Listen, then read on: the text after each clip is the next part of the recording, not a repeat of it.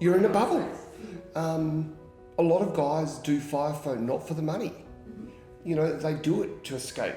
It does have its bonuses of being looked after. The camaraderie. You meet some of the best people in the world.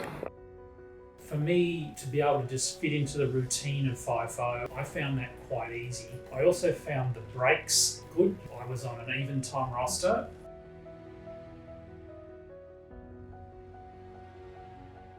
Suicide's not uncommon. Deaths happen. It was on the site where he worked and he knew who he was. So that really affected him for sure.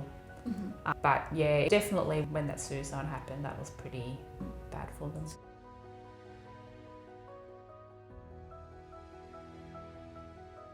You really have to work hard at your relationship, and you have to realise that you're a partnership and your partner's dealing with everything at home while you're away.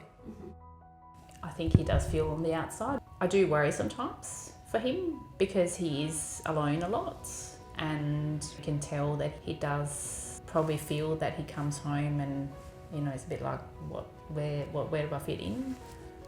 Doing the FIFO also affects your mental health, and so you do get people who go loopy or lose it. You lose touch with the world.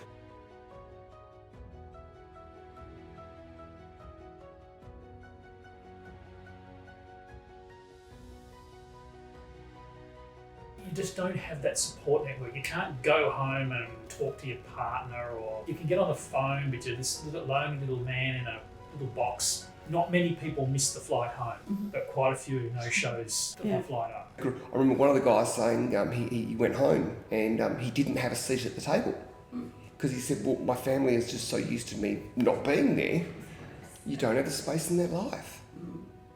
Doing FIFO, you know, you're losing that time away from family, from reality, because in this, where most camps are, completely away from civilization, you're in this kind of institutional environment.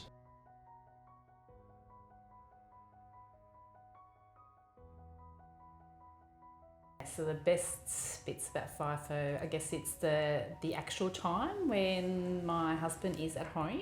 It's the flexibility of travel. That's the good thing about him being home. When we have family time, we have good quality time. The family definitely struggle. It's just the actual being there. When you miss your grandchildren's and your children's birthdays, you know, they get upset. Oh, Pap's not going to be there. They do get used to it, but they don't like it. The worst bit's having him away all the time. It's challenging in the sense of, you know, raising a family without having him close by. It's challenging to communicate. The kids would love for him to be home more. You sort of viewed yourself as, I'm going to work, I'm making the big sacrifice for the family. And you didn't realise that they were suffering as well. You know, as much as you were missing them, they were missing you.